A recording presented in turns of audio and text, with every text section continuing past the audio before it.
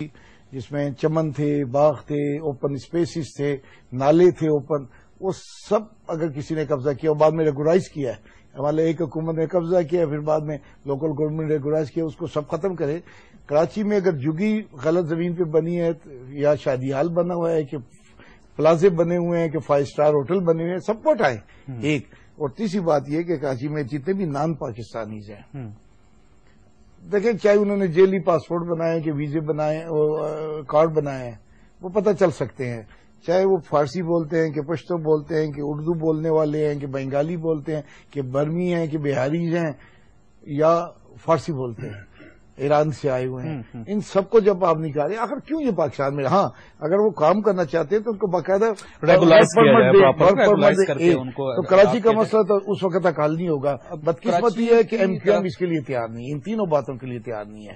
آپ ان کے ساتھ کئی ہمارے پروگرام ہوئے ہیں، میں تو ان کے گورنر سے بھی ملا اور کہا کہ یہ باتیں مانے، وہ نہیں ماننے کے لیے تیار۔ ایک اب آپ نے جو کہا، میں تھوڑا سا آتا ہوں، ہمارے پختونخوا صوبے میں جو ہوا ہے اور یہ سیلاب جو بڑھ رہا ہے، ایسا نہیں ہے کہ وہ کم ہوا ہے اور اس کے پنجاب کی طرف جا رہا ہے، سندھ کی طرف بڑھ رہا ہے، اور یہ تباہی خدا نہ کرے کہ ان علاقوں میں بھی اس شدت سے ہو جو ہمارے ہاں ہوئی ہے۔ آپ کا ایک سوال تھا کہ صدر پاکستان کو کیا ملک سے باہر جانا چاہیے تھا؟ دیکھیں، اگر صدر پاکستان کا پروگرام فرانس اور برطانیہ دونوں کا اس بنیاد پہ ہم مطالبہ کریں یا کرتے کہ یہ کینسل کریں کہ ملک کے حالات، چونکہ ملک میں ایک سیلاب آیا ہوا، ملک پہ انسانی ایک مسئلہ ہے، تو پھر تو ٹھیک ہے، یہ ایک معقول بات ہے۔ لیکن اگر ہم کہیں کہ نہیں جی فرانس آپ جائیں، وہاں برطانیہ نے جائیں کیونکہ برطانیہ کے وزیر اعظم نے ہمارے خلاف بیان دیا، تو پھر جب کسی نے خلاف بیان دیا تو اس کو جا کر کہنا بھی پڑے گا کہ تو نے کیوں دیا ہے۔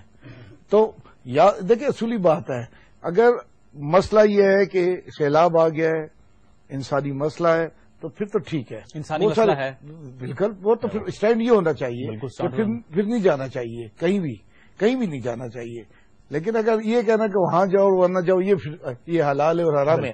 اب میں آتا ہوں اپنے صوبے کے حالات کے متعلق، میں ڈیفینیٹلی آؤں گا کاٹھیا صاحب، آپ نے پوچھا ہے نا، میں ڈیفینیٹلی آؤں گا آپ کی طرف آؤں گا کاٹھیا صاحب۔ دو چیزیں، ایک تو یہ ہے کہ ڈاکٹر فرید احمد پراجا صاحب کی آپ نے گفتگو سنی، حاجی عدیل صاحب کی گفتگو سنی، ایک ایمرجنسی کی صورتحال ہے پورے ملک میں۔ آپ خیبر پختونخوا کے صوبے کی طرف جا کر دیکھیں، آپ کو پتہ ہے کشتیاں چل رہی ہیں شہروں کے اندر، لوگ درختوں کے اوپر لٹکے ہیں، وہاں پہ کھانے کے لیے کچھ نہیں ہے، خیمے نہیں ہیں، دوائیاں نہیں ہیں، اور اتنے حالات خراب ہیں کہ لوگوں کے بچے مر گئے ہیں لیکن ان کی لاشیں دفن نہیں کی جا سکتی۔ تو اس ساری صورتحال میں کیا صدر صاحب کو دورہ کرنا چاہیے تھا؟ بسم اللہ الرحمن الرحیم۔ تو اس بات یہ ہے کہ جب کوئی آفات کا شکار ہوتا ہے کوئی ملک، تو یقیناً پوری حکومت، پوری سوسائٹی سمجھو وہ اپسیٹ ہوتی ہے، اس میں جذبات بھی ہوتے ہیں۔ آپ نے دیکھا کہ پچھلے سارے جتنے بھی کیلمٹیز ہوئی ہیں، اب سیلاب پہلے بھی دیکھ لیں، میرا ایک سیلابی علاقے میں میری رہائش ہے اور میں نے کئی سیلاب دیکھے، اس میں جو تباہی ہوتی ہے وہ میں نے آنکھوں سے دیکھی ہے، اس میں کوئی شک نہیں کہ بہت بڑی تباہی ہے۔ خیبر پختونخوا میں زبردست، میرا خیال ہے بڑے عرصے کے بعد اتنا بڑا سیلاب میں نے اپنی زندگی میں آج تک نہیں سنا کہ اتنا بڑا سیلاب کبھی آیا ہو۔ اب صورتحال یہ ہے کہ آپ کا یہ کہنا کہ جی مرکزی حکومت نے کیا کیا ہے، نمبر 1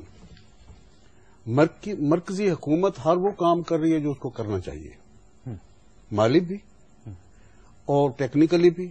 آرمی مرکزی حکومت کے تحت ہے، انہوں نے اس کو دی ہوئی ہے ڈیوٹی، وہ کام کر رہے ہیں، وہاں پہ دن رات لگے ہوئے ہیں۔ اچھا، میں آپ کو ایک اناؤنسمنٹ کرنا چاہوں گا، صرف اناؤنسمنٹ کرنی کہ فیصل سبز واری صاحب ایم کیو ایم کے ساتھ ان کا تعلق ہے، وہ ٹیلی فون لائن پہ ہمارے ساتھ ہے۔ فیصل صاحب السلام علیکم۔ فیصل صاحب یہ کاٹھیا صاحب کی گفتگو سن لیں، پھر آپ کی طرف میں آؤں گا۔ جی کاٹھیا صاحب۔ میرا کہنے کا مطلب یہ ہے کہ جب ساری مشینری لگی ہوئی ہے، صوبائی حکومتیں لگی ہوئی ہیں اور مرکزی حکومت لگی ہوئی ہے، باقی بھی جتنے ہماری سوسائٹی کے جو وہ سیکٹر جن کو آپ کہہ لیں کہ مخیر حضرات ہیں، وہ لگے ہوئے ہیں۔ اب ملک کو ایک چیز کی ضرورت ہے، ایک پروگرام بنا ہوا ہے۔ سربراہ مملکت سے پہلے مطالبات تھے کہ آپ اپنے اختیارات چھوڑیں، انہوں نے جیسے بھی لوگوں نے کہا اپنے اختیارات چھوڑ دیے۔ اب ان کا یہ فرض بھی ہے کہ وہ اس مصیبت کے لیے اور ہر اس مشکل وقت کے لیے جو ہمارے پہ آیا ہوا ہے، یہ سیلاب تو اب آیا ہے نا، اس سے پہلے ایک سیلاب آیا ہوا ہے जो दहशतगर्दी का सैलाब है, उसको रोकने के लिए हमें दुनिया के साथ राब्ते में रहना है। ओके, फ्रांस वो इस राब्ते के लिए गया? फ्रांस भी इस राब्ते के लिए गया, और बर्तानिया में भी जो आपने बात की, अगर इसकी आप मुझे वजाहत करने का मौका देंगे तो मैं आपको पूरी तरह वजाहत से बताऊंगा, लेकिन आप उसमें मेहरबानी करके मेरी वजाहत सुने। जब एक सूबा पख्तूनख्वा की सूरत पर बात हुई, मैं इससे मगमूम हूं, यानी उस पर हम सारे ही कंसर्न हैं। अच्छा, मैं अगर फैसला को आपके साथ शामिल कर लूं, फैसल साहब को, क्योंकि कराची की सूरत भी खतरनाक, मैं डेफिनेटली एक रहा हूं। फैसल साहब, एक तो बहुत ज्यादा अफसोसनाक सूरत हाल है, रजा हैदर साहब की जो शहादत है, हम उस पर बहुत ज्यादा दुखी हैं। ऐसा नहीं होना चाहिए था, एक वाकया हुआ और दिल से हम सब लोग दुखी हैं, और हाजी अदील साहब ने भी उस दुख का इजहार किया, फरीद अहमद प्राचा साहब ने भी उस दुख का इजहार किया। लेकिन सवाल हाजी साहब का ये कहना था कि जब ये वाकया हुआ तो सीधा सीधा ANP के ऊपर इल्जाम लगा दिया गया, और उसके बाद जो पश्तून वहां पे कराची में है उनकी अमलाक पर हमला हो रहा है, जिससे शहर में कशीदगी पाई जाती है। आप ये समझते हैं कि वाकई इसमें ANP का कोई कसूर है? डॉक्टर साहब देखें, ये जो सानिया हमारे ऊपर गुजरा है, इस पे इतनी दूर बैठकर कयास आराइयां करना जो है, मेरे ख्याल में वो इतना ज्यादा मुनासिब चीज नहीं है। हमने जो अर्ज किए और आपके सामने भी करता हूँ, रजा हैदर भाई को धमकियां मिली, जिसका वजारत दाखिला से जिक्र करती।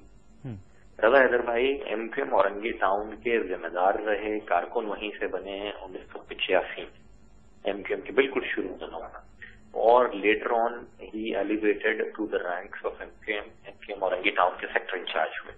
उसके बाद वहां से रुकने सुबह बहुत ही वोकल हमारे MP थे, खासकर जो औरंगी टाउन की मखसूस अफसोसनाक सूरत हाल है गुज़िश्ता 2 बरसों से, खा वो कुंवारी कॉलोनी का मसला हो या रईस अमरोही कॉलोनी के ऊपर अटैक हो, इन सारी चीजों पर सिंध असेंबली में सबसे पहली आवाज बुलंद करने वाले रजा हैदर भाई। पिछले चंद रोज से भी औरंगी टाउन में जो मसला चल रहा है, उसकी बुनियाद पर भी उनको धमकाया गया था बाकायदा। अच्छा, ये बताइए कि उनको धमकियां किस तरफ से मिल रही थी? मैं अर्ज करता चलूं कि आखिरकार 24 जुलाई को जो ANP सिंध के सदर की प्रेस कॉन्फ्रेंस है, आप मेरी गुफ्तगू ना सुनो, आप उसके चंद जुमले निकाल कर दोबारा देखें कि हम बदला लेना चाहते हैं, जानते हैं हमने असला उठा लिया तो किसी की खैर नहीं होगी, और हम ये कर देंगे वो कर देंगे। कल हमारे एक काउंसलर को शहीद कर दिया गया शाह फैसल कॉलोनी में, जमील खानजादा भाई। आज रजा भाई का वाकया हुआ 23 तारीख को मेरे हल्के में हमारे यूनिट ऑफिस पे इस तौर फायरिंग हुई, इस 7 कारकुनान में से 5 को सीने और गर्दनों पर गोली लगी, एक उस वक्त शहीद हुआ, बाकी 3 क्रिटिकली इंजर्ड हुए। तो ये चेन ऑफ इवेंट्स है, डॉट्स कनेक्ट करने की बात है। लेकिन उसके बावजूद अल्ताफ भाई ने जो स्टेटमेंट दिया है, अल्ताफ भाई ने क्लियरली ये कहा है कि इसकी आला सतही तहकीकात करवाई जाए। सिटिंग MPA 89,000 वोट देते हैं, बल्कि लाख। अच्छा फैसल साहब, क्योंकि यहाँ पे एक ब्रेक का टाइम है और ब्रेक के बाद डेफिनेटली आपको दोबारा हम तकलीफ देंगे, क्योंकि ज़ाहिर अफसोसनाक सूरत हाल है, कराची पाकिस्तान का दिल भी है, और अगर वहाँ दिल ही जलना शुरू हो गया तो हालात ज्यादा खराब हो जाएंगे और ज़ाहिर पूरे पाकिस्तान तक इसके असरात जाएंगे। यहाँ पे लेंगे ख्वास बात एक छोटी सी ब्रेक, और ब्रेक के बाद इस सिलसिले को आगे बढ़ाएंगे।